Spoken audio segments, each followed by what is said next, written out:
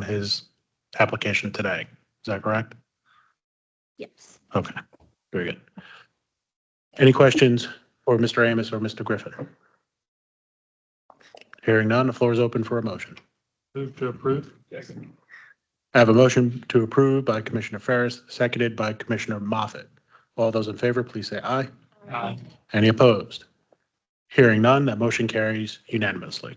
Congratulations, Mr. Amos, and good luck. Thank you. Appreciate y'all. Have a great day. Ms. Baker, candidate E, please. Candidate E's principal broker has not logged on yet. Can we move to candidate F, please? Please. Next, we have Dr. Duckworth and principal broker Mike Nichols. Dr. Duckworth has not taken nor passed the affiliate broker exams. She is before us today due to a felony assault. Her statement and letter of recommendations can be found on your iPads. Thank you.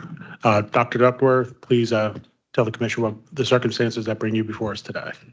Yes, good morning, commissioners. So thank you all for allowing me to be here and share my side of the story. So back in January 2018, not only did I have one of the worst days of my life, I had one of the scariest days of my life. Came face to face with the police officer, and it was emotional. It was terrifying.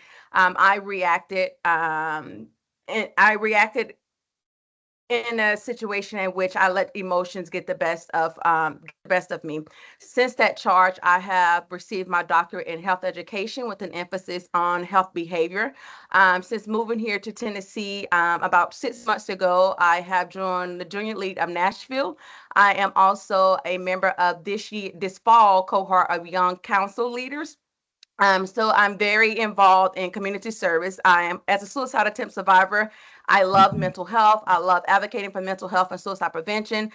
So I'm looking forward to using this as an outlet to connect with other people, share my story about what has happened, what has happened, and the reason I'm sharing it with you guys is now, as well as my personal story of mental health. Thank you, Dr. Duckworth. Mr. Nichols, Yes. please tell us why you would like Dr. Duckworth to join your firm. Well, Dr. Duckworth had reached out to our firm, the possibility of joining our firm in real estate. And she had told me that she had to go before the real estate commission. So I called her in, we met, we talked. I reviewed her application with you guys. I saw that she had done all the things that were necessary for her, including the probation, which she was released early. Obviously, she's got her doctorate degree, and I think she's ready to sell real estate in Tennessee. Commissioners, any questions for the doctor or Mr. Nichols? Hearing none, the floor is open for a motion. Motion to approve. I have a motion to approve by Commissioner Gwynn, seconded by Commissioner Moffett. All those in favor, please say aye. Aye. Any opposed? Hearing none, that motion carries unanimously. Congratulations, Dr. Duckworth, and good luck. Thank you very Thank much. you all. Have a great day. Thank you. All right, Ms. Baker, candidate G. Next, we have candidate G, Jacquees Fletcher with principal broker Mike French. He has taken and passed the state exam. He is before us today due to a felony probation violation. His statement and letters of recommendation can be found on your iPads. Okay, Mr. Fletcher, please go ahead and explain the circumstances that caused you to be here today. A few years ago, I was battling with depression, not trying to make it seem that way, but I was just hanging out with friends, and I used to smoke marijuana, and that got me in a situation. Like I said, I've never harmed, I've never hurt anybody. It's just a simple fact that I was hanging out with the wrong friends, and I take full responsibility for that. So just being in that, just hanging around them, they encouraged me a lot to smoke, which nobody encourage me to do anything but myself. But I paid my dues to society. Real estate is all I've ever wanted to do. Well, I wanted to go to the NBA, but I'm not as tall. So that didn't all I've ever wanted to do is real estate. I wake up, I sleep real estate. Not only do I'm great in the community, I help. It's just like I know this is my passion. And not only for the finances, I know I can help people, but also help myself every day. I talk to people I'm just trying to figure out what I can do to make myself better and other people around them. Like I said, I made mistakes a few years ago, but that doesn't define me. I'm a great, excellent leader and also a great team member. And definitely given this chance, I'm so ready to not only show the world, but for me too as well. Like I said, I lost my father about 3 months ago. So, hopefully this can help me bring a little joy to him if I'm approved. Commissioners, any questions for Mr. Fletcher? Thanks for sharing that. Sad for your loss, Mr. Fletcher. So Okay. Mr. French, please tell us why you would like Mr. Fletcher to be part of your firm. Oh, good morning, everyone. So, in meeting Mr. Fletcher, knowing that, excuse me, he's just showed so much remorse over the choices that he had made. And so, I've got a previous law enforcement background. I've interacted with a lot of people. I did it in California where marijuana was a really common thing. And yet knowing and just seeing that he acknowledged the people he was around were not the right crowd for him, and he wanted an opportunity to be better. You guys all know, we hear the saying, you're the sum of the 5 people you spend the most time with. And so Mr. Fletcher is looking to align himself with higher level thinkers that are entrepreneurs, that are people that are doing good for their community. And he sees this as an opportunity to impact his community and the people around him so that he can be an example to the ones that still are friends or family that follow him, just to see and show that he was able to turn his life around and do something better with it, to be able to give back to the people around him, the people that matter, but also to show people that, just because your dream was the NBA and it didn't work, doesn't mean the dream of being a real estate agent and being successful at it is out of reach. And so he's got a passion behind him that you don't see very often. So it's been a lot of fun just meeting and having conversations with him and seeing that he really wants to go make a difference in his community and make a difference for himself and really just kind of put this behind him and move forward in creating something better. Thank you. Commissioners, any questions for either Mr. Fletcher or Mr. French? Motion to approve. We got a motion to approve by Commissioner Bagley, seconded by Commissioner Tucker. All those in favor of the motion, please say aye. Aye. Any opposed? Hearing none, that motion carries unanimously. Congratulations, Mr. Fletcher, and good luck. Thank you. Thank you, God. Thank you.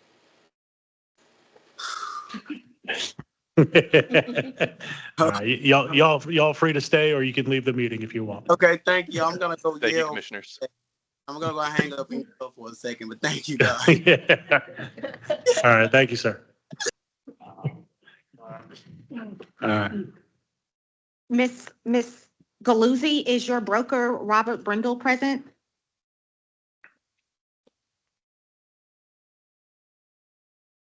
She's muted. Miss Galuzzi, you're muted. Did she appear before us last month also? She did. Well, I Tried to. believe, yes.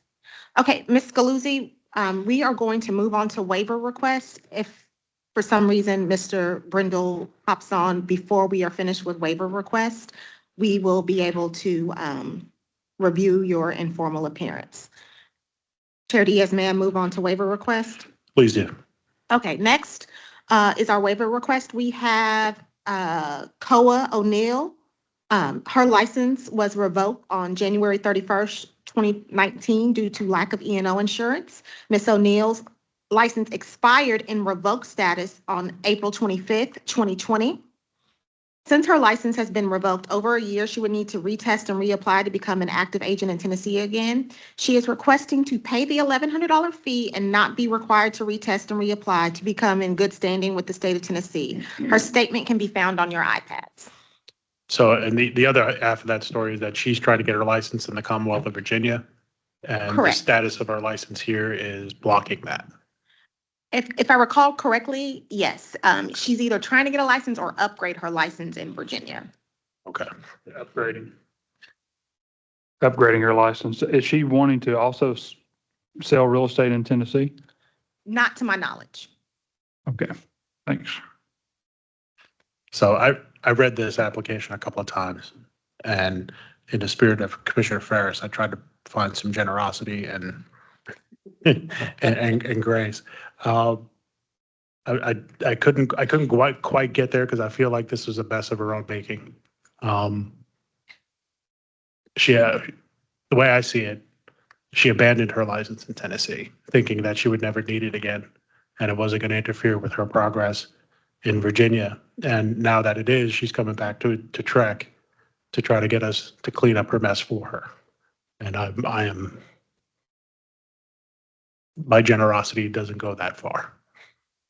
This is not a typical request like a medical hardship request or a caregiver request that we normally see or we normally grant, or a mistake on behalf of the real estate commission and some administrative mistake that we also show some grace on.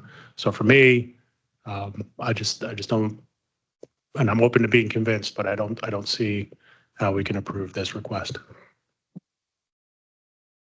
Commissioners. So she's not trying to get licensed in Tennessee again. She's just trying to upgrade her license in Virginia. Is that correct? It's my understanding that Virginia has requested to see documentation of her license in Tennessee since she was once licensed here. And when we provide Virginia with that documentation, it shows that she was in a revoked status when her license expired. And she never made good to get her license in good standing before her license expired in 2020. So if we grant this request today, what's her license status in Tennessee? Well, it depends on what you guys do. She needs to pay the fee, and she can become in good standing if she retests and reapplies for a license here in the state. So it's important to note that she does have options. She is requesting not to retest and reapply. That's my question is, if we say, okay, you don't have to retest and reapply, pay the $1,100, what is her status at that point? in Tennessee? She would be an active licensee unless she put her license in retirement. Is she with a broker? Will you turn on your mic, please, Commissioner Gahn? Is she with a broker in Tennessee currently? Not to my knowledge, But no. she'd have to get with a broker as well. Correct. Question, is she trying not to test in Virginia? Or do you know? I'm not 100% certain of her status in Virginia. I just know what she's trying to do here in Tennessee, and she doesn't want to retest or reapply for her license here in this state. So the only way we can go from her option is to not pay the 1,100 and test, correct or not correct? I don't believe that's correct. And correct me if I'm wrong. That still would need to be paid. I think she has to pay regardless. That's not the way I read this, but maybe. Yeah, yes, she would still have to pay. All of the requirements that come with a license revocation still apply. She's just asking for the requirement of testing to be waived. Right. And so my understanding is she's willing to do all of the requirements, but does not want to retest and reapply. So the penalty will be paid. Everything else will be completed. So the status of revoked is what triggered when she Yes. went to Virginia. Instead of being expired, it was revoked. So that was a flag for Virginia, correct? Correct. And so now she's wanting to give us $1,100 to change her status from revoked to expired. Or to active status. Or to active status. So she, after she would complete all of these things, her license could either be placed in active status or into temporary into retirement. So why do we revoke her license originally? Because of E&O insurance. After your insurance has been expired or lapsed for over 1 year, your license is automatically revoked. Unless you send a letter, or can you? For for E&O insurance, you have the ability to reinstate your insurance, which is what it's just like the regular E&O cycle that we do every year, every other year, where we have individuals. For most people, individuals will be first notified that they don't have their E&O insurance by the end of the year, and then after a 30-day time period, their license is suspended. And then after that, then we have the penalties that begin to accrue. And after there's been a lapse for an entire year while you've been in suspended status, your license is then automatically revoked. So was her license alive during this time as well? So her license at this time, during the time period, was suspended. So she had a suspended license before it became revoked. So for me, I mean, what makes me tip towards denying this request is just the amount of time that has elapsed. It's been 4 years. And we have a lot of licensees who have insurance lapse, or they've not renewed their license in over a year, and we make them retest and reapply. I can't find my way to saying you don't have to retest and reapply after 4 years, pay the fine, and go on your happy way. I think, the statute, the rules mean something or they don't. I'm just trying to listen and put myself in her shoes, and she has been possibly in Virginia for 4 years or so, plus building a life, looking to continue to build a life in Virginia. She's got the Virginia salesperson license that appears to be in good standing. She's wanting to further her real estate career there. We can assume she's long since thought she would not be thinking about Tennessee. Yeah, she let her license expire, but it's, she had turned the page on her time in Tennessee is how I'm reading into this. And I'm trying to put myself in her shoes of what she's trying to do over there. And if I'd almost say it might be an easier burden less of a burden to pay the test and reapply as to pay $1,100. She's not even requesting that. I'm definitely of the mind to approve the waiver and as she's requested. So she was only licensed for 8 months in the state of Tennessee before it was suspended? Let me see how long she's been licensed. One moment. She first got her license in 2018. And January 30th of 19, her It was license was suspended Correct. for, Lack of E&O insurance. Yeah, and that's why I used the term abandoned her license. I mean, she abandoned it, went to Virginia, didn't think it was gonna be a problem. And then lo and behold, she tries to do something in the Commonwealth of Virginia, and now it's a problem. And now she comes to Trec to try to get it, to clean it up for her. And I don't, nobody would have sympathy for me if I was so situated, and I just don't, I can't get there.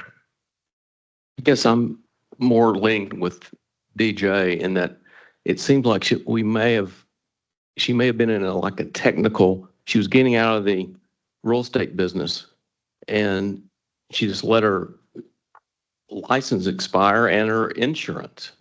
And Well, she got her license in 2018. right.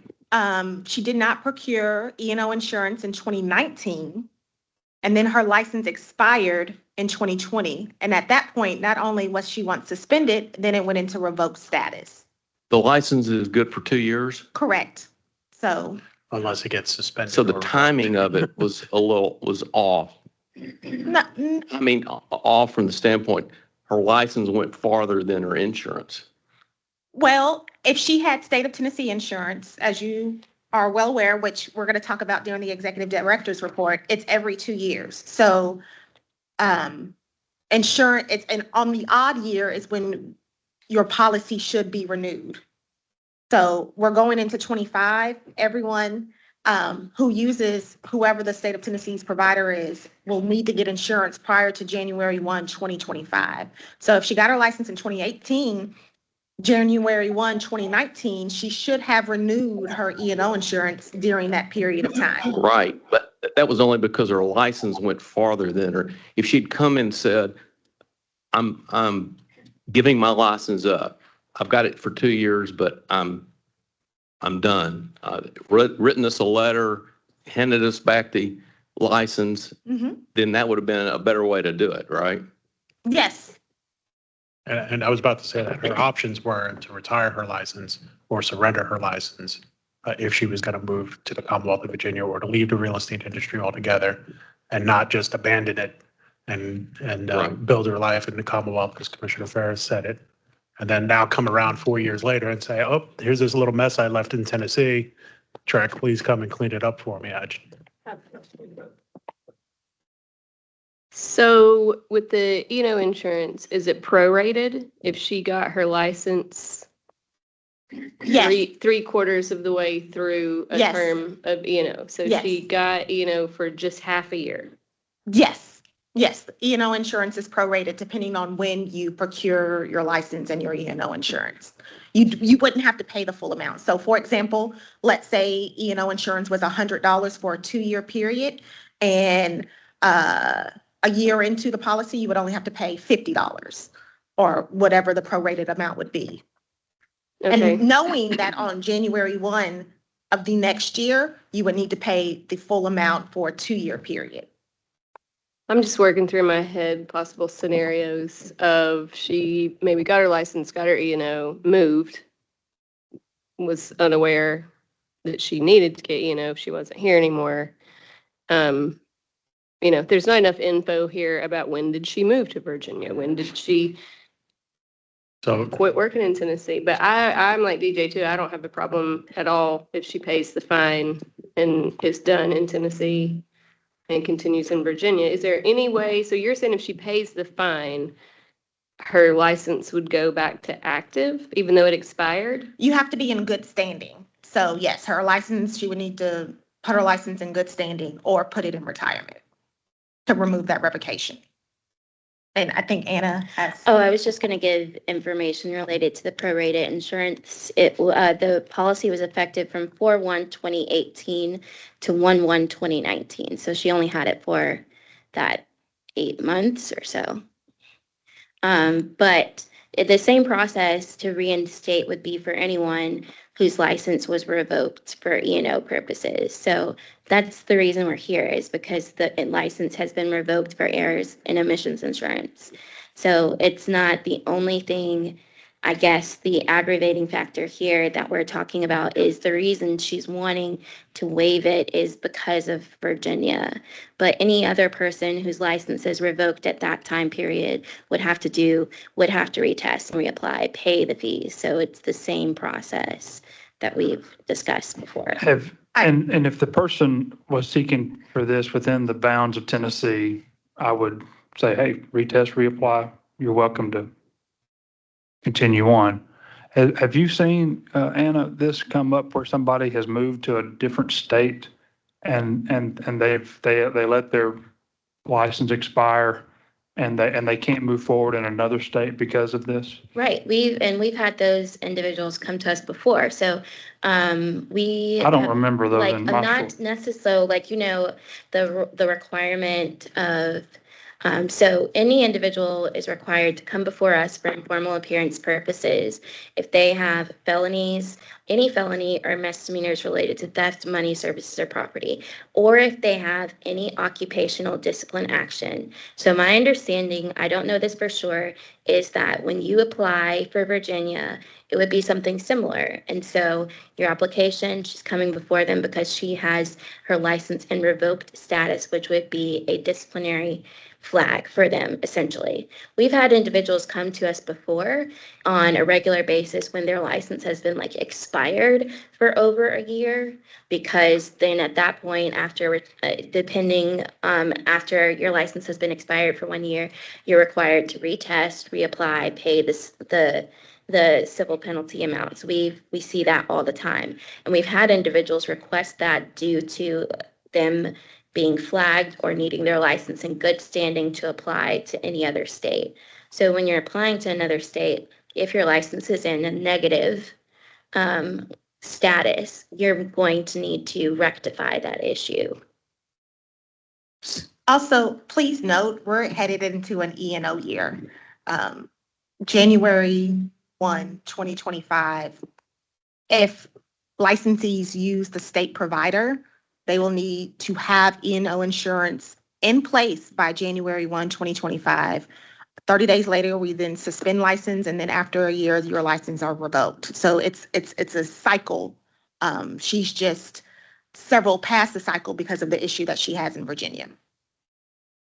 So not only would she have to pay the $1,100, she'd have to get a sponsoring broker and get E&O insurance for the remaining of this year, the prorated amount.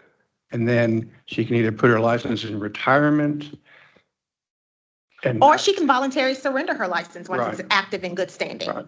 Also, if she wanted to put her license into retirement, you are not required to have an E&O policy at that point. Can you use your mic, please? There we go. Yeah, I was trying to get it.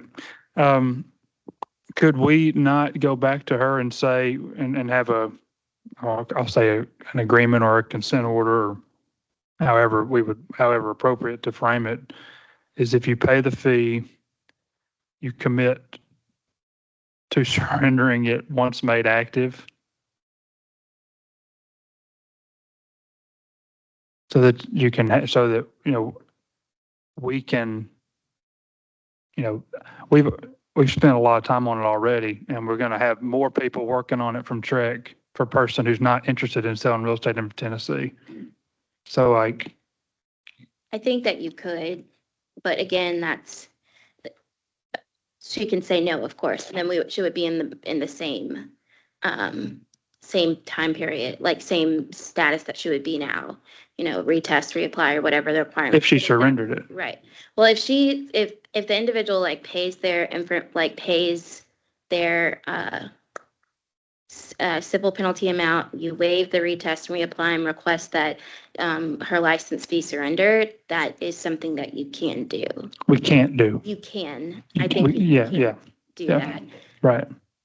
But if Miss O'Neill were to say no, that she does not want to surrender her license, then we would need to have some kind of recourse as to what. Well, if she's not willing to surrender her license, She goes and does everything else. then she needs to retest and reapply. It's my understanding that she's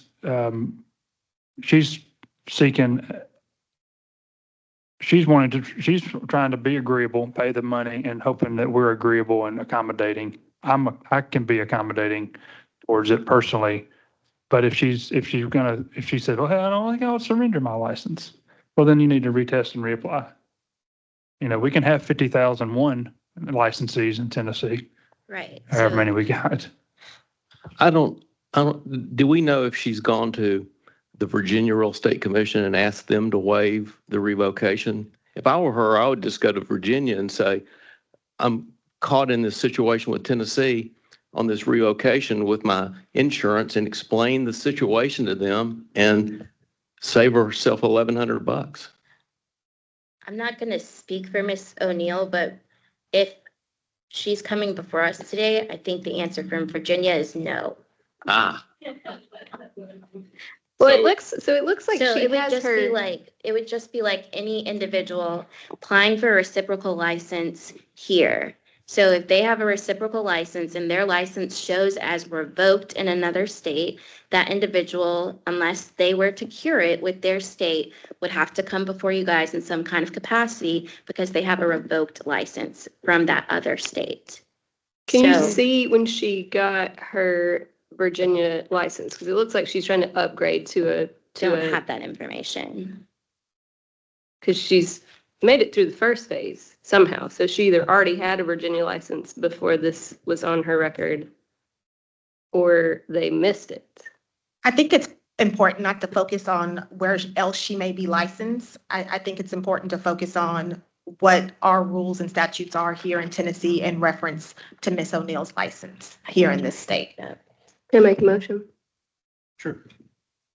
I'd like to make a motion that we accept her request of paying the fee and not retesting with, I don't know how to phrase it, with the understanding that she would put her license in retirement.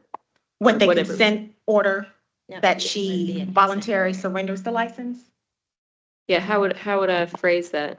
order. It wouldn't be a consent order. It would just be a So- decision that you guys have. We would accept her offer to pay the fine, and she would put her license in retirement or What? It's Surrender. She contingent would upon surrender. her putting her license in retirement. Surrender her license.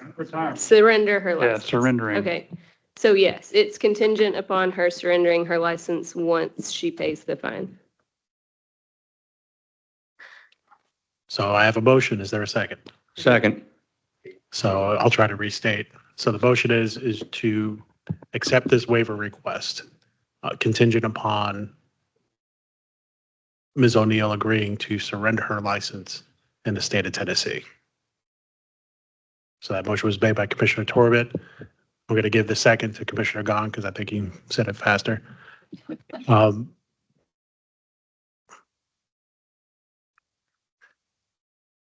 Okay. Any further discussion? I would just ask that we put in the decision that there be some timeline within providing proof that she is in good standing in Virginia,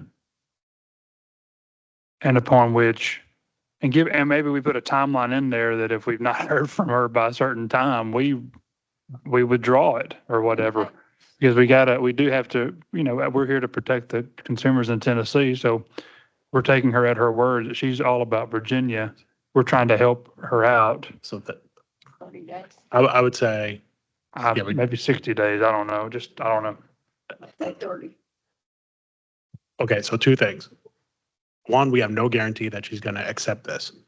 And two, if she doesn't accept it and we waive the fine, she's going to get a license in good standing in the state of Tennessee after 4 years of not caring about her license in Tennessee. And we're only approving it. Okay, I'm sorry, waiving the retest and reapply. And we're only approving her request if she agrees to surrender the license. I'm just saying that this body is going through a lot of contortions to accommodate this one person who has not cared about her license in 4 years. That is a lot of contortions for us to go through for an individual licensee where it's their responsibility to maintain their license, not ours. Every licensee in this state, with the exception of a few that come before us every now and then, maintains their license faithfully. And we're saying, never mind, you don't have to retest and reapply. Just pay the fine and go along your happy way.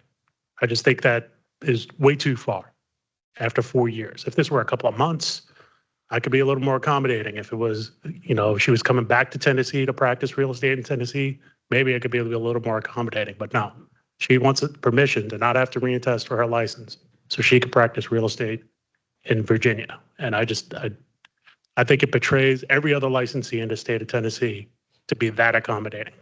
That's just my point of view. Is there any other comments or discussion before we vote? Thanks for sharing, Jeff. I appreciate all you've said.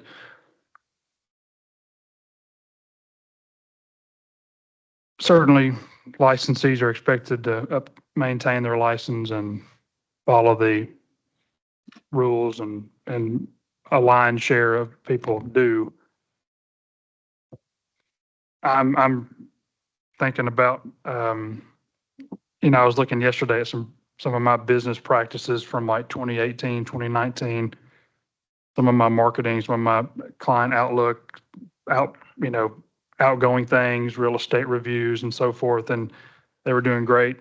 2018, 2019 started trailing off, and then kind of built back up, and then 2020 got really going. First part of the year doing great. I was just seeing how it went, and then it just totally fell off in early 2020. So I totally didn't think about a lot of things. So I don't know if COVID may also have factored into her own thinking. Certainly might not have in Virginia, but anyway, I took that into consideration too. Some of that is entering the time frame, but No. I guess, Jeff, the kind of way I'm looking at it is, yes, she was sloppy on the way out, but she's paying $1,100 for that sloppiness. Okay, but the fine is because of E&O insurance. Okay, but her license was revoked and then it expired. The retest and reapply requirement is independent of the E&O insurance in my mind. She has not had an active status license in the state of Tennessee for 4 years. And now that it's a problem for her in Virginia, she comes to us and says, help me clean this up. The way to clean it up is for you to retest and reapply and pay your fine. She heard that that is already her path. And she's asking us to accommodate her and have her deviate from this path. That's already in statute. It's already there. She'd do about it. I don't see where it goes. I'm starting to repeat myself, so I'm ready to call. Yeah, and I asked council, we can do whatever we want, like former Chairman Grease would say. And yeah, I don't see it as a big bend over backward contortion. I don't think it's portraying the other licensees. And the way I'm proposing it is we're accommodating her and she's immediately surrendering it. So she will not have an active license. But And we if she- don't know that. We're guessing that she will agree, and we don't know that she will. If she doesn't agree, she's where she's at and she's got to, And then here we go. She's gotta come back. Right, so, I mean, if she doesn't agree, she can retest and reapply. I've said my piece. Are we ready to vote? Do I need to amend, sorry, do I need to add on that motion a 30 or 60 day, whatever somebody suggested in the discussion? Is it possible for you to restate your motion, please? So the motion that we have on it is to accept the waiver request of the retest and reapply and accept the $1,100 fine so that the license can be restored to active status, contingent upon this licensee agreeing to surrender her license. And I think that was the motion that was being discussed, and there's a friendly amendment to add a clock to it, either 30 or 60 days. We didn't say which amount, so. I would say 60 days. And did we get a first and a second on that motion? We got a 60 days as a friendly amendment. Is there a second on that amendment? Second. All right, so that addition of a 60-day clock to the motion was seconded by Commissioner Ferris. There's no further discussion. All those in favor of the motion? Aye. All opposed? No. That motion passes on an 8 aye, 1 no vote, with the chairman voting no. Thank you. All right, moving on. Mr. White, education report. Mr. Chairman, thank you so much. It is so good to see everybody this morning on this 9/11, and appreciate the moment of silence that we had earlier. Calling your attention now to the Tennessee Real Estate Commission education agenda for September. And it's before you. I have reviewed all providers and courses and instructors for you today, and all are in compliance based on my review. And we present them to you for your approval this morning. Commissioners, do any commissioners want to pull a particular course for further discussion? Hearing none, is there a motion to approve courses S1 through S20? Move to approve. Second. I have a motion to approve courses S1 through S20 by Commissioner Ferris, seconded by Commissioner Torbett. Any further discussion? Hearing none, all those in favor of the motion? Aye. Any opposed? Hearing none, that motion carries unanimously. Mr. White, you got 2 instructors for us. Thank you, Mr. Chairman. Yes, we do. We have 2 instructors this morning to present to you for your approval. Commissioners, any questions about these instructors? Hearing none, is there a motion? Move to approve. Second. I have a motion to approve by Commissioner Ferris, seconded by Commissioner Tucker. Any further discussion? Hearing none, all those in favor of the motion? Aye. Any opposed?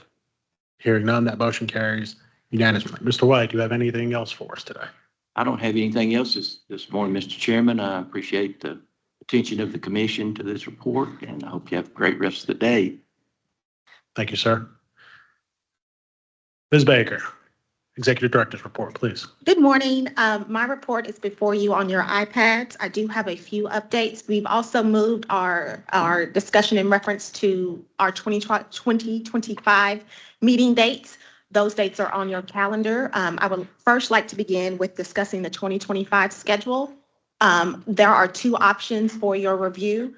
The first option that is on the iPad, it is Exhibit 08. It's the last one on your iPad.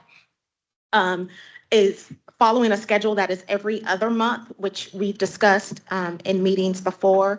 Also taking into consideration moving the East Tennessee meeting to April instead of May, and the West Tennessee meeting in October. The second option is what you all reviewed last month. And so we hopefully will pick one of these two schedules today. So just to refresh everybody's memory, we've been trying to pin down these meeting dates for a couple of meetings now.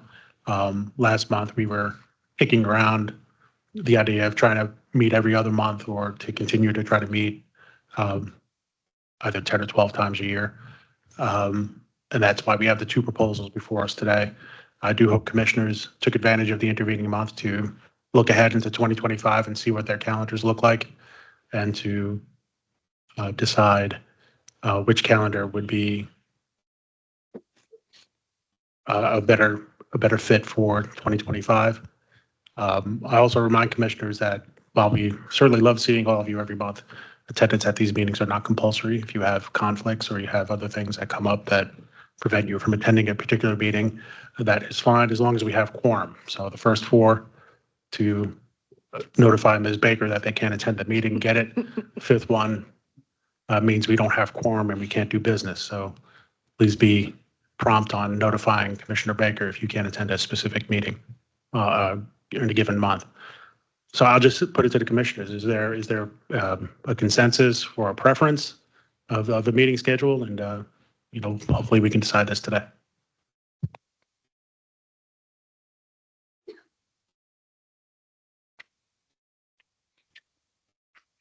The first schedule on your iPads, it'll still allow us to participate in Tennessee Realtors Conference or their summit in February. I know there are a lot of spring break schedules that we have accommodated in the past in March, so we would be skipping that spring break season as well.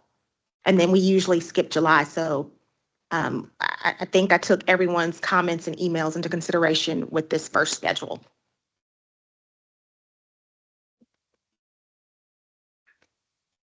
You may go first. Go ahead.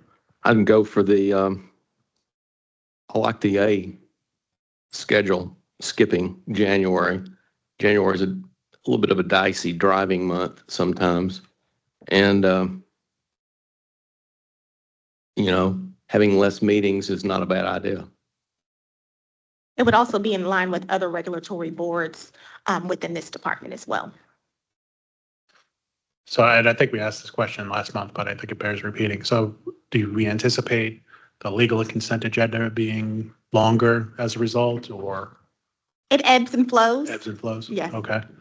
So we could have 50 cases, we could have 70 cases. It's Correct. Just commissioners need to be aware of that. I support the proposed plan, like Commissioner Gwynn just said, with the attending every other month. What is staff? Does staff have any? We've piloted this in March. We didn't have a meeting in March. We also we did not have a meeting in July. And I think our meeting, even with the loss of Aaron and our new team member Denny, was very successful in August. And that's after skipping the month of July. Do you anticipate this really helping the flow and the day-to-day? I do. Of the rest of the Yeah, Trec? I do. As you all are well aware, it takes a lot to put these meetings and to coordinate everyone's schedule. So reducing it 3 or 4 times a year to having 6 times a year, I think will be great for Trec.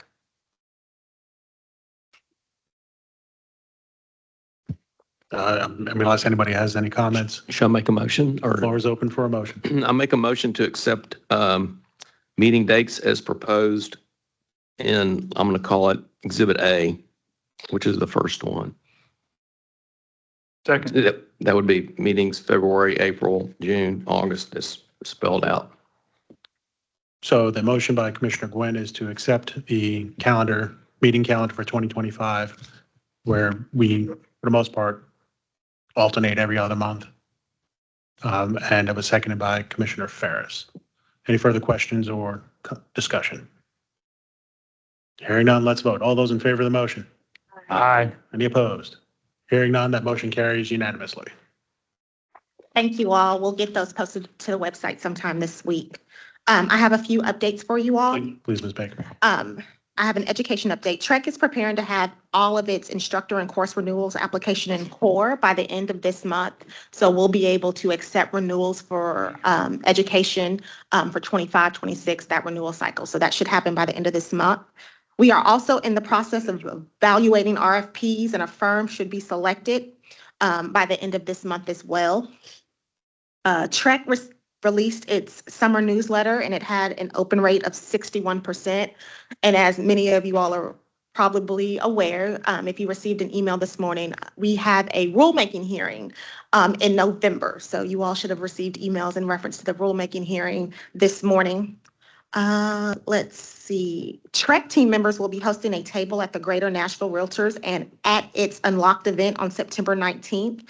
We will be answering any Trek-related questions attendees may have. So we're looking forward to participating in that event next week. Commissioner Ferris, Chair Diaz, myself and Ross Chair Diaz, myself, Ross, and Anna will be attending the Arello Conference next month. In 2 weeks in Chicago. So we're looking forward to attending that, and I'll be attending Commissioners College with you as well. October's meeting will be in Kingsport, Tennessee at the Kingsport Center for Higher Education. It will begin at 8:30, and we do not anticipate a formal hearing. And lastly, Trek wants to acknowledge a team member. Governor Lee has sent over a plaque for Education Director Ross White for 35 years of service to the state of Tennessee. Wow.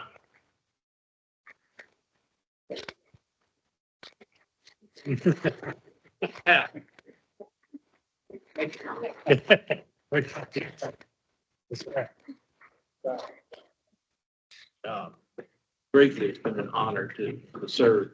You want to speak in the mic? Briefly, it's been an honor to serve with this commission and with the state of Tennessee. For 35 years, it's gone by pretty quickly. Thank you so much. Congratulations, Ross. And that concludes my report. Thank you.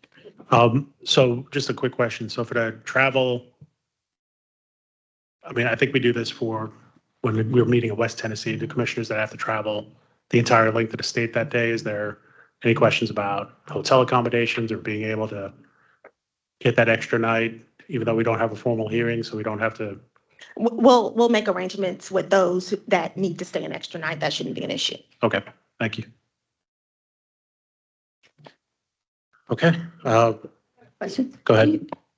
Do you know where the accommodations are for the first night yet For in October? I do. I would prefer not to share it in an open forum. But no, that's fine. But you'll let us know soon. Yes, you'll know by the end of the week. Yes. Thank you. Okay. Are there any other questions? I don't think so. Okay, that concludes my report. Thank you. So public comment, is anybody signed up to address the commission? We will double check, but no, we do not It's a have. gentleman raising his hand. Oh, we do have one. Sir, if you would like to come forth.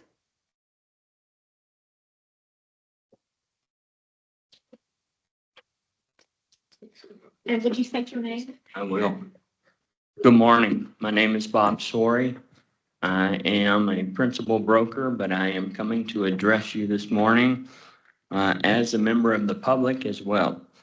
I filed a complaint. Complaint number is 2022052888.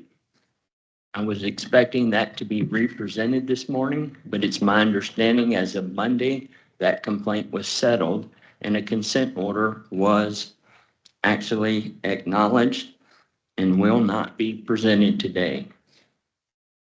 The complaint was about a spam call from a licensed agent that within 2 minutes and 36 seconds violated Tennessee Code 62-13-312. The agent lied 4 times about being licensed. You authorized a penalty of $1,000, which the agent did not pay, and responded to the complaint, "I am no longer licensed." He did not renew his license because of E&O, and it went expired until July of this year. In talking with the staff that represents you as commissioners to protect the public, I was told that the consent order was not acknowledged and was not paid, but this agent was able to renew his license with the new broker. And if you look at the email address that is in Real Tracks today, he is performing the same wholesaling with a new firm. This agent had a letter of warning that was listed in the minutes, and I can only make one conclusion from the website when I look at it. He's wholesaling again. It was the third call, and I am on the do not call list with the phone number that I received. I called the principal broker and had a conversation with the broker, and he actually called the agent in. He released him on a Trek 1. The first call, that agent did not call me again. This agent called twice. Principal broker is an agent that has since retired, and you opened an administrative complaint. And with my conversations with staff, it was dismissed. Why was it dismissed? Because that principal broker, like many of you, have awesome training, conversations with their agent, and provide good guidance. There are times that our agents, as principal brokers, go rogue. We can't make every agent follow our directions, instructions, and do what we say. That's what a Trek 1 is for. We try our best as principal brokers to make them do what's necessary, what your rules and regulations say, as well as the state law. Excuse me, Mr. Story, you have 10 seconds left. Our public comment period is only 3 minutes. Yes. I will be here for the remainder of the meeting and glad to answer any questions you may have. Thank you for your service, and I greatly appreciate your time. Thank you, Mr. Story. Commissioner Diaz, yes, Commissioner Diaz, that is our last public comment.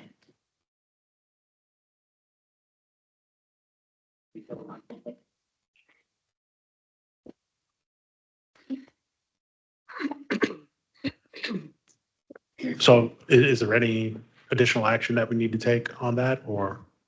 No, sir. Okay. All right, very good. Thank you very much, Mr. Story. The next item on the agenda is for the legal and consent agenda, but I sense that some of us may want a break. So let's come back right at 10 o'clock? 10 o'clock. Thank you. We're in recess until 10 a.m. Thank you.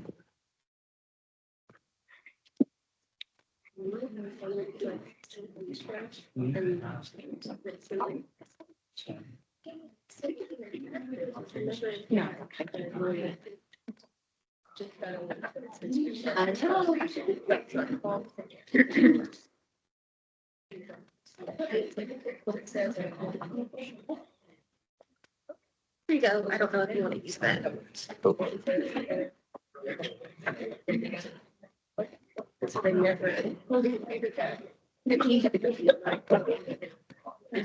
Commissioner Ferris, will you? Thank you.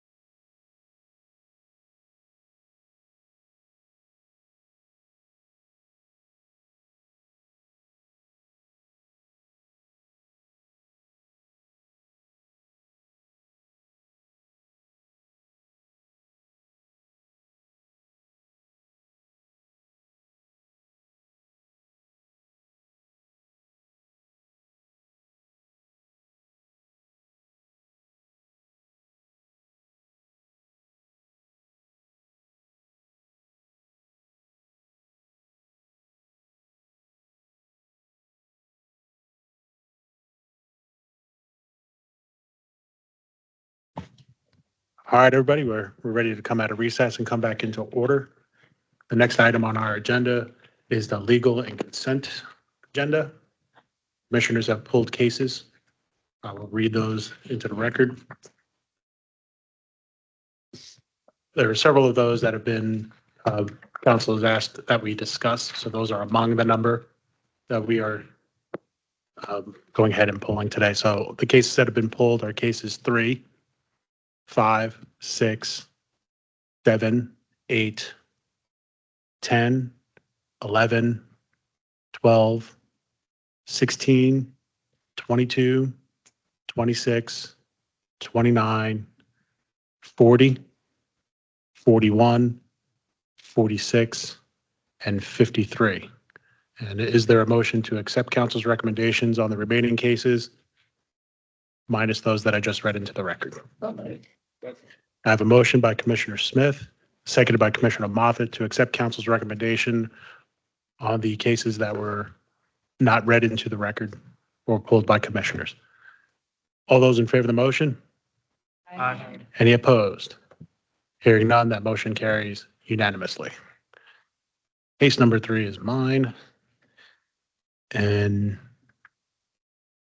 I guess this is more of a question that goes to the associations more than something that's Trec or a rule, but I seem to remember that there is a requirement for listings to be listed on the MLS by the listing broker. Am I not remembering correctly? There's a clock that's ticking, isn't there? It's not a Trek requirement. It's not a Trek rule, okay. So if it's not a Trek rule or a part of the Broker Act, then it's not something that we ought to, okay. Thank you. Council's recommendation was a letter of warning due to the exercise reasonable skill and care for an MLS listing error. Is there a motion to accept council's recommendation? So moved. Is there a second? Second. I have a motion to accept council's recommendation on case number 3, second by Commissioner Torbett, seconded by Commissioner Tucker. All those in favor of the motion, please say aye. Aye. All those opposed. Hearing none, that motion carries unanimously. Case number 4 was also me. In this case, I felt like the errors were discovered by respondent and corrected. Did the auditors discover the errors before the respondent did, or was it the auditors just discovered it and it was disclosed by the respondent? The auditors discovered it and asked for more information regarding these deposits, and the respondent provided the information along with the bank statements that said, here's when the deposit was made in error, and here's where I immediately corrected it. Okay. So is there any credit given for the immediate correction, or is it just? That would be up to you. That would be up to us. That's why I recommended the letter of warning. Okay. So council's recommendation was a letter of warning. Is there a motion to accept council's recommendation? Or I have a motion by Commissioner Smith. Is there a second? Seconded by Commissioner Moffett to accept council's recommendation in case number 4. All those in favor? Aye. Any opposed? Hearing none, that motion carries unanimously. Case number 5 was a discuss, and they were related to cases 6, 7, and 8. Is that correct? It's 6 and 7 only. I had a typo in there somewhere that said number 8 was also involved, but it's 5, 6, and 7. Okay.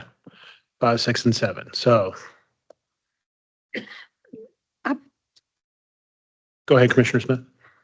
I pulled that also because I had a question where it stated, it's in the last paragraph, and it says, as for the attempt to cancel the contract, respondents stated that they had been trained by another brokerage that an offer is not a contract until it is bound. That's not a correct statement. So my concern, should we have a letter of warning there? A contract is a contract. The signature is just acknowledging Yes, ma'am. the recipient. And their principal broker followed up, their current principal broker followed up with them later that day and said, that's incorrect. Okay. And said, you need to fix that immediately. And Okay. so they went back to the potential buyer's agent and said, we apologize, never mind. We have a contract. Okay, thank you. Yes, ma'am. Any other discussion about this case? Hearing none, is there a motion? That's up to the committee. Oh, yeah. Good question. Good point.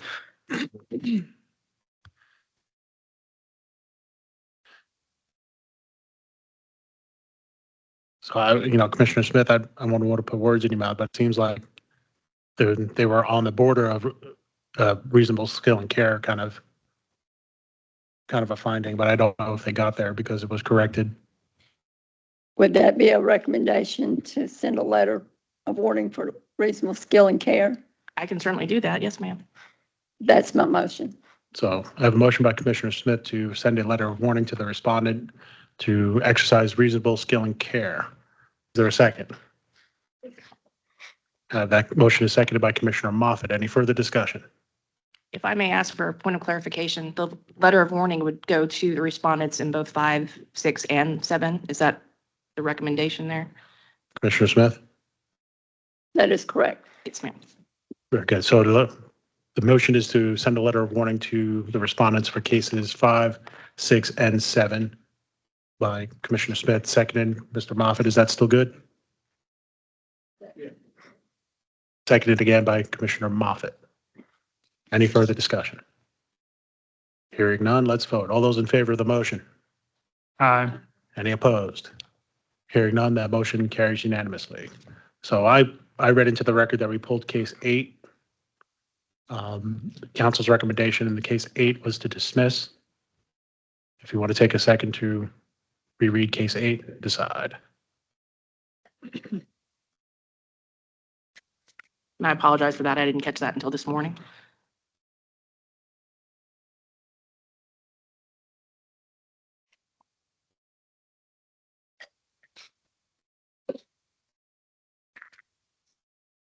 Move to accept council's recommendation.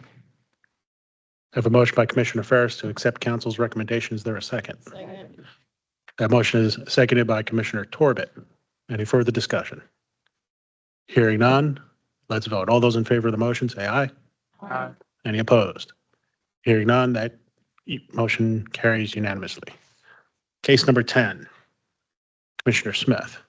Yes. I was just curious, what happened to the earnest money on that one?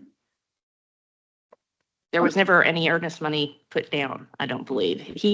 The potential buyer, quite frankly, it appears strung along all of the parties and had told his own agent that the money was there. The agent confirmed that it was not, but kept passing along the message that the buyer said it would be any minute now. And so there was no earnest money deposited and there was no earnest money to return. Okay, thank you. Yes, ma'am.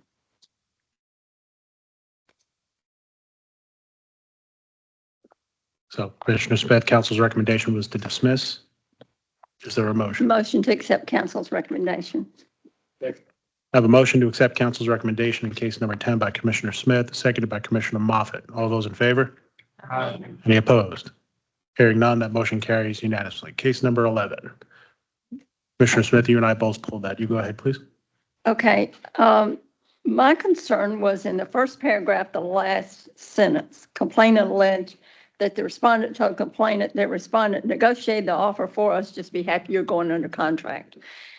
I think we need to send a letter of reasonable skill and care because we need to remember to stay in our lane and we don't have the right to negotiate someone else's fee. Yes, ma'am. So that's my motion. Well, and before we even could put into a motion, I went to clause 4 there, 6213-434, which is honesty and good faith. Mm-hmm. I felt like, on the same thing, you're negotiating terms for somebody else and to borrow a term for the legal profession, ex parte. I like that.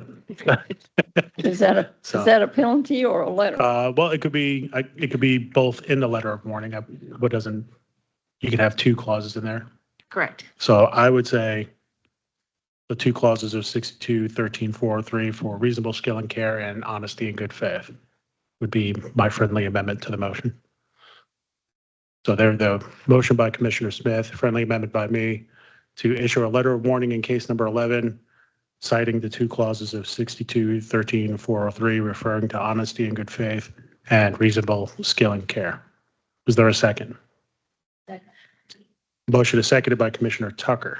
Any further discussion? Hearing none, all those in favor of the motion, please say aye. Aye. Any opposed? Hearing none, that motion carries unanimously. Case number 12, Commissioner Smith.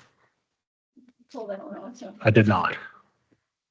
Okay, let me back up just a second. And just for the record, council's recommendation was to dismiss. Dismiss. I think on this one, wasn't this one the one where the complainant had not received their funds that they felt were due? The complainant was an affiliate broker that was arguing or alleging that the respondent was keeping their commissions from them. So it's I guess a borderline commission dispute, but I don't think that anybody would argue that the complainant is not entitled to the commissions.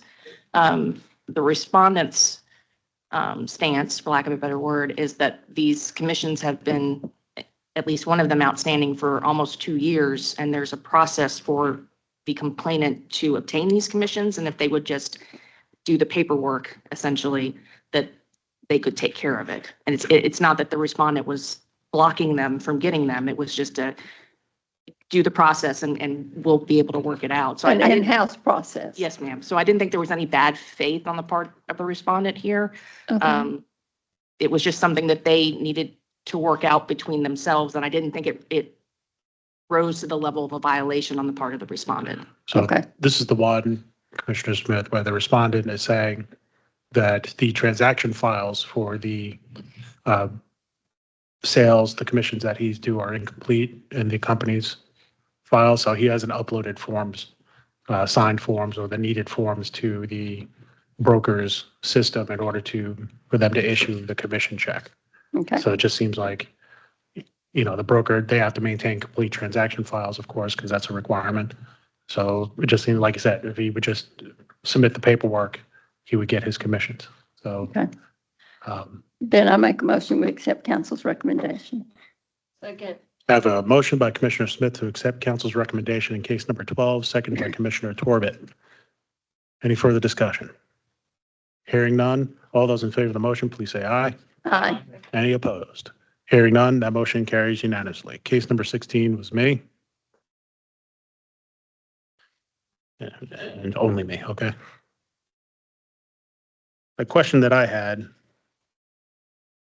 I'm worried that the respondent in this case is disclosing info and expressing their opinion about a borrower and their loan administrator. I just feel like that's, well, I mean, I just feel like that's beyond the scope of their license, and they really shouldn't be expressing opinions. You can't help but have opinions, but sometimes you gotta restrain yourself. So I was thinking, clause 3, 6213-403, confidentiality.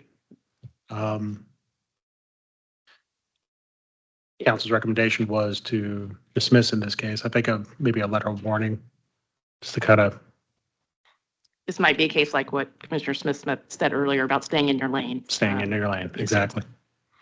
So if somebody is agreeable, we'll make a motion for a letter of warning regarding 6213-403, clause 3 regarding confidentiality.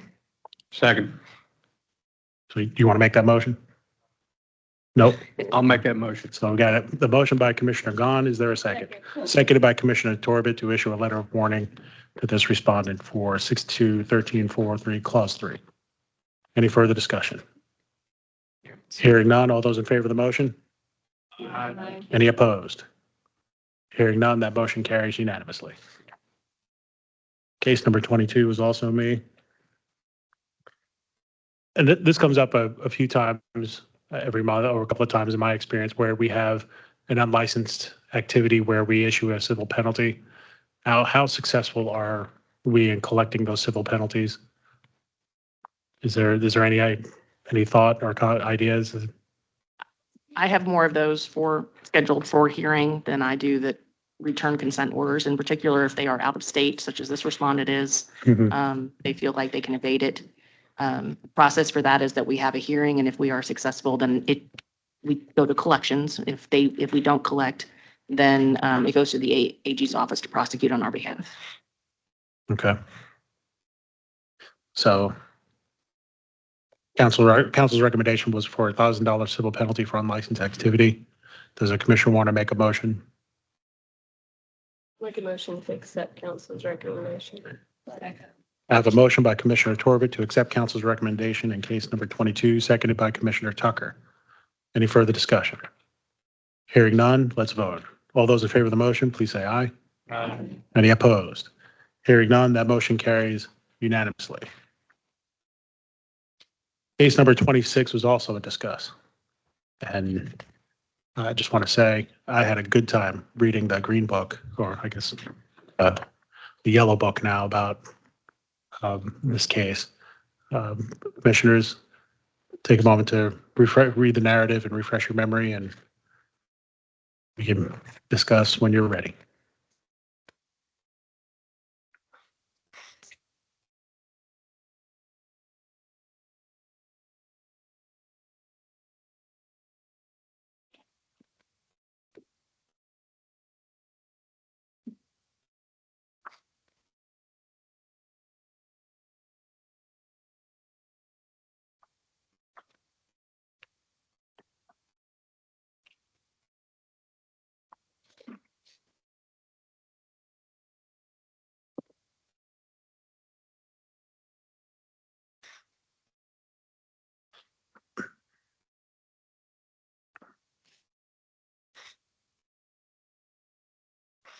So I'll just say this without suggesting a sanction at all.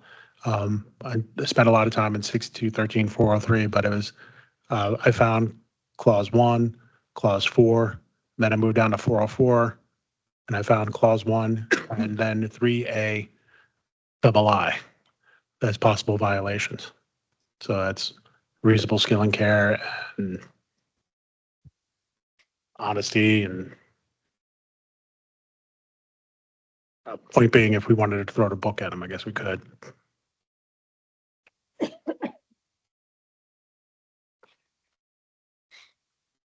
Starts on page 44 if anybody wants to look.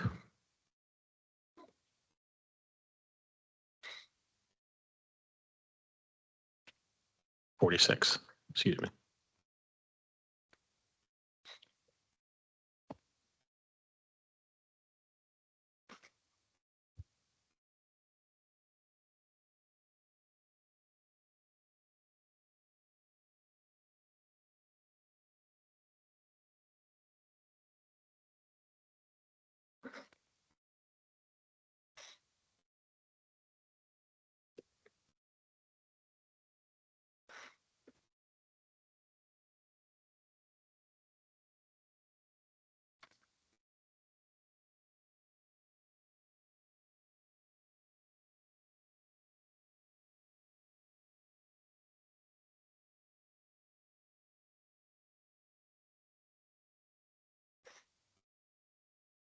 I'm intrigued that there are recordings of these phone calls. Yeah, that's the signal of either a company policy or a broker that got burned by not having an audio file of a conversation.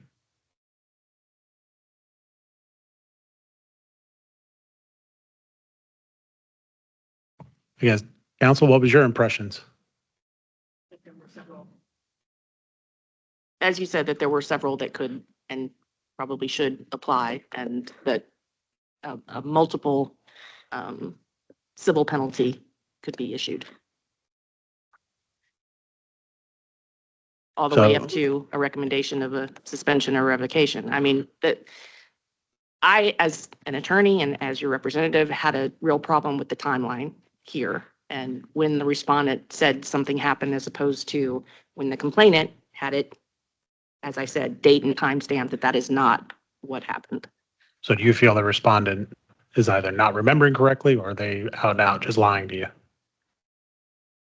I certainly would think that the provide services to each party to the transaction in good faith and honesty was not applied here by the respondent. Yeah. I need to remember how to phrase something like that.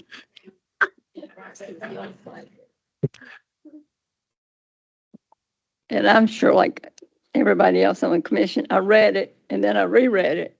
And then I've just read it again. And it's all over the place.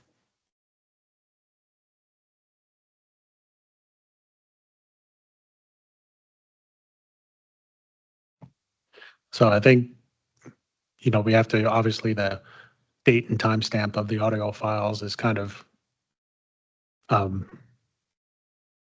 determinative in this matter on behalf of the complainant. Their records and their evidence just seems to be more unimpeachable than the respondents.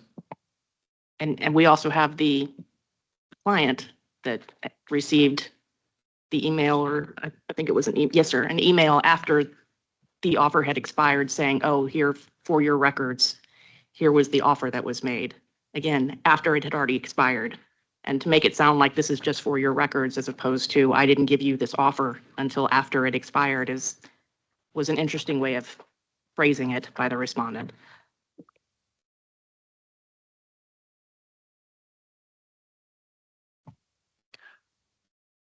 So the full spectrum of sanctions are available to us, commissioners. Did the seller say to you why they thought or what their aim was with the 45-day listing period that they were going to have with the respondent? What's that? It was an error. I know, but That was their carryover. I don't know.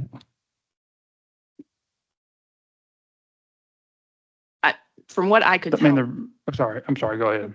the seller was trying to do the right thing and thought that their contract term lasted that 45 days as opposed to the 1 day. It was actually in effect with a 45-day carryover. And so once the seller spoke with the complainant towards the end of that 45-day period and said, well, I don't know that the term has expired yet, it was the complainant who said that you need to go back and check. That's not, I can't do that for you. That's between you and the respondent.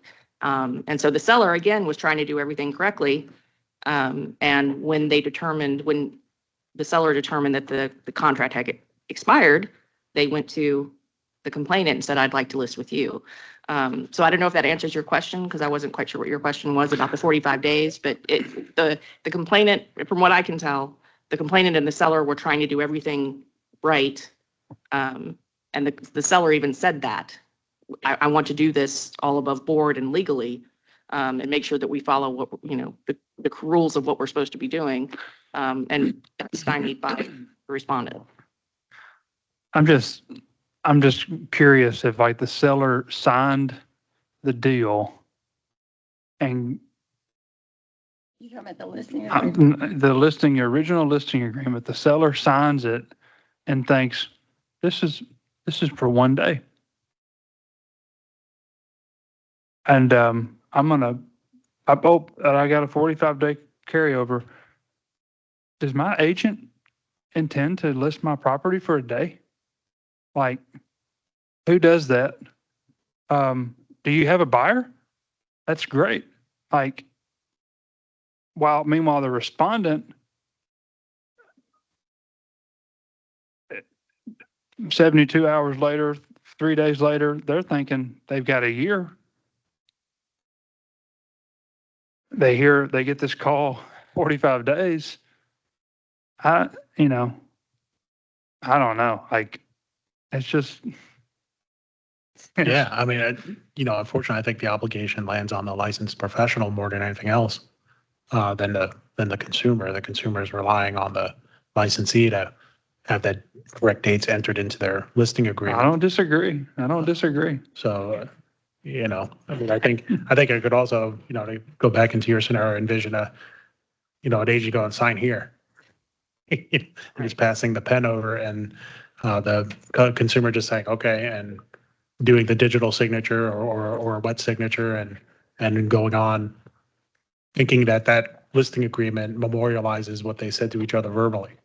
I don't think the seller and the respondent here had a meeting of the minds, so to speak, for a legal term throw out there, that everybody knew what they were agreeing to. So it started poorly and went downhill from there.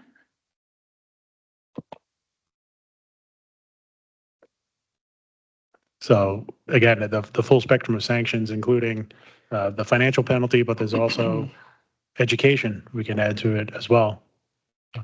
If we don't want to be too heavy-handed with the financial penalties. Has the seller proceeded to sell their property?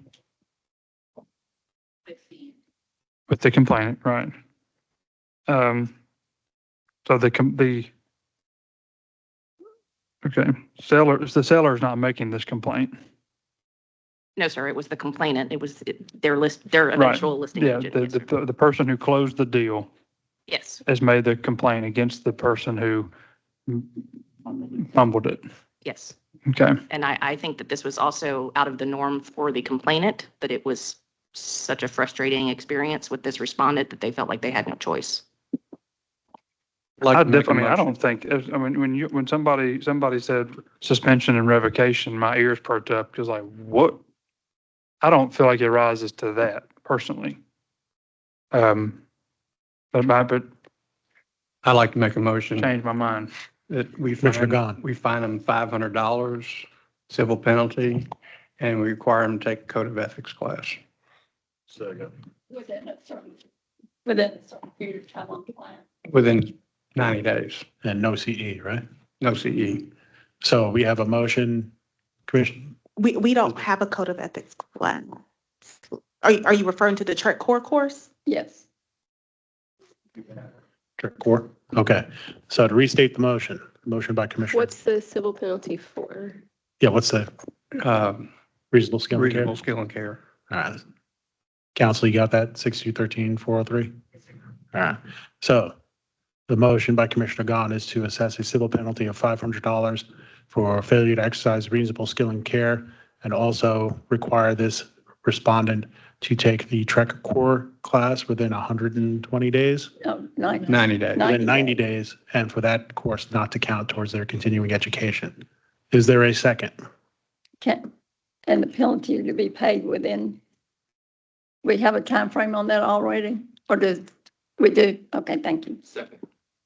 Motion is seconded by Commissioner Gwynn. Any further discussion on this case? Hearing none. This is for case number 26. All those in favor of the motion, please say aye. Aye. Any opposed? Hearing none, that motion carries unanimously. Case number 29 was me.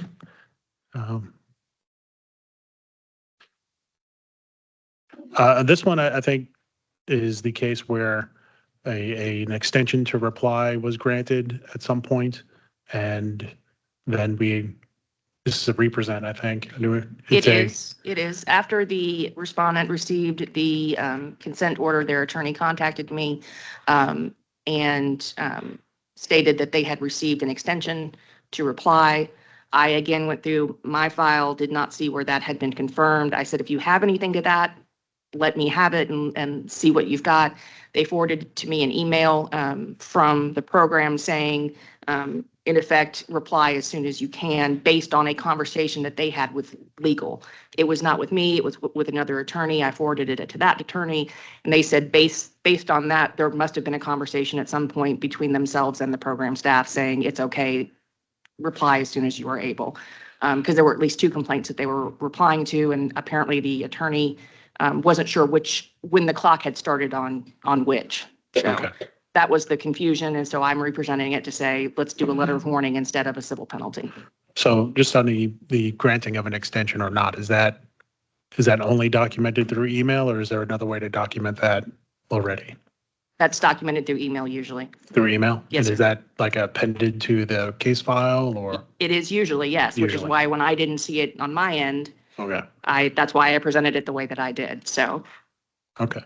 I think from the respondent's point of view, I think they felt like they did everything right.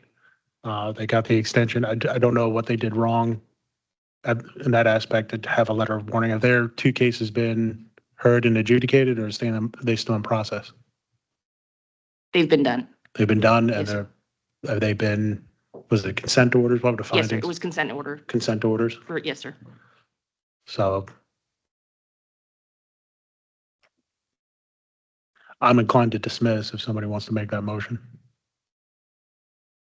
You're inclined to dismiss instead of a letter of warning, is that correct? I am. I think we've already ruled against them twice. I don't think we need to file on a third time. But that's just me. Commissioners, floor is open for a motion.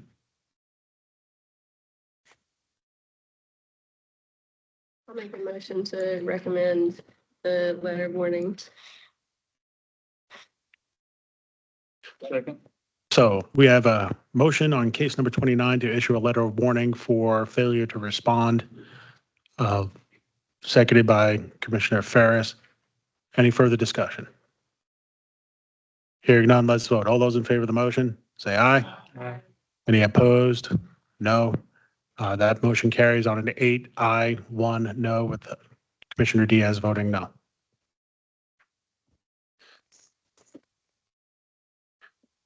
Thank you very much. Ms. Carter, your turn. All right, next case is case number 40. I pulled that one.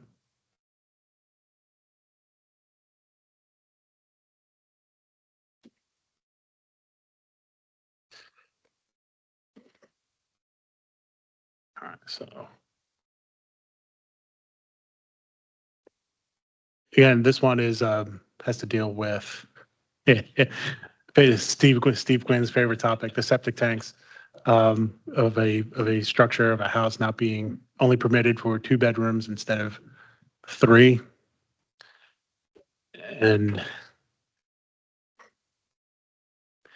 council's recommendation is to dismiss, and I think I pondered the idea of a reasonable skill and care one, but now that I'm reading it again, it's kind of like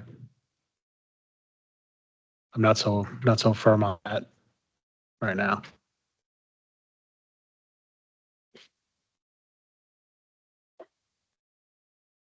And council makes an argument, 6213-406C, about the imputation of knowledge. So I'm inclined to accept council's recommendation if there's a motion. I'll make that motion. I have a motion by Commissioner Gwynn to accept council's recommendation in case number 40 to dismiss. Is there a second? Second. Seconded by Commissioner Moffett. All those in favor of the motion, please say aye. Aye. Any opposed? Hearing none, that motion carries unanimously.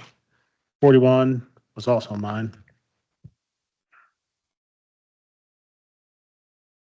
And I just wanted to know that the recommendation was because there wasn't a lot of information to act on, or? Yeah, there's basically no information. It was just an accusation that someone put a sign up saying that a property is now available. It was anonymous. Okay. So I couldn't even ask them what the property was or find out anything about it.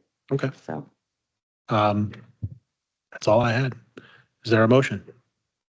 Motion to accept council's recommendation. Second. I have a motion by Commissioner Smith to accept council's recommendation in case number 41, seconded by Commissioner Bagley. All those in favor, please say aye. Any opposed? Hearing none, that motion carries unanimously. Case number 46.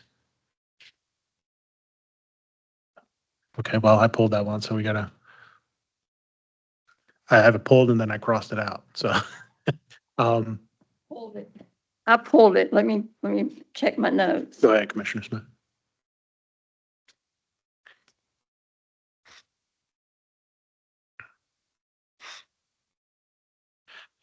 I'll go ahead and ask. Go ahead. When I was reading this one, is the easement is it a private road, a public road, or a driveway? Do you know? I believe it was private and that the issue is that they didn't have that access So it to was, what was supposed to be a road that they didn't have access to. so you got properties that their frontage is on a roadway and the easement is for another road to go to a property that is recessed off the road? Yes, I can look at the survey really quickly, but Okay. essentially, I think it's like they have property and they just were supposed to have access. So it's to like, their it's like property, behind but- the houses? Okay. Yeah. That's what I thought. I'm gonna make a motion that we accept council's recommendation. Second. I have a motion by Commissioner Smith to accept council's recommendation in case number 46, seconded by Commissioner Moffett. Any further discussion? Hearing none, let's vote. All those in favor of the motion, please say aye. Aye. Any opposed? That motion carries on an 8, aye, 1 no. Commissioner Bagley voting no.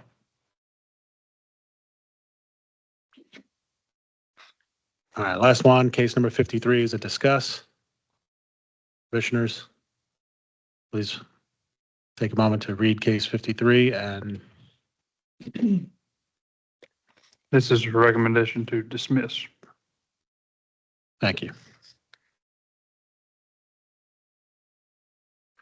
Our original finding was to assess a $250 civil penalty or a total of $500 civil penalty for violations of 6213-403 and the rule 1260-02-.11.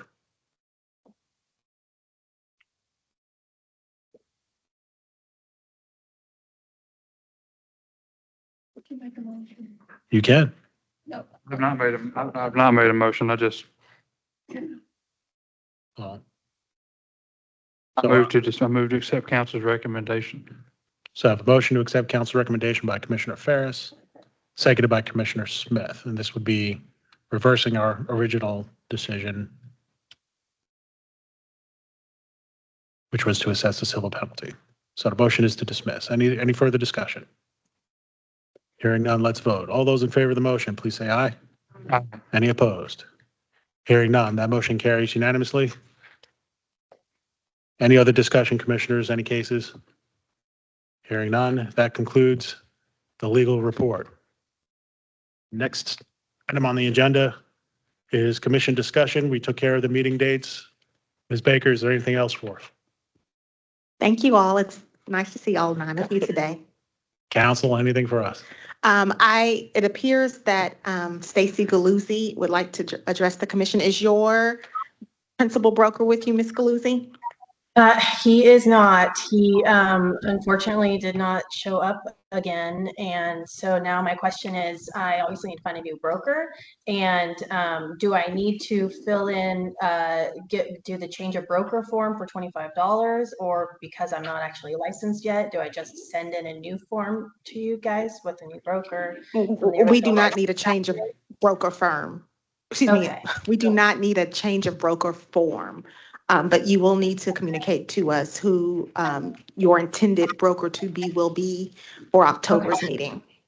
Okay, so can I just communicate with Dennis? That's who I talked to about this meeting to get that Yes. lined up? Or okay, Yeah. all right. Yes. I will Thank get to you. work on that then. Thank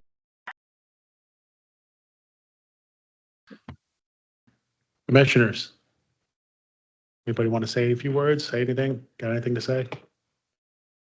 Hearing none, is there a motion to adjourn? Without objection, so ordered, we are adjourned. Thank you, everybody. Record.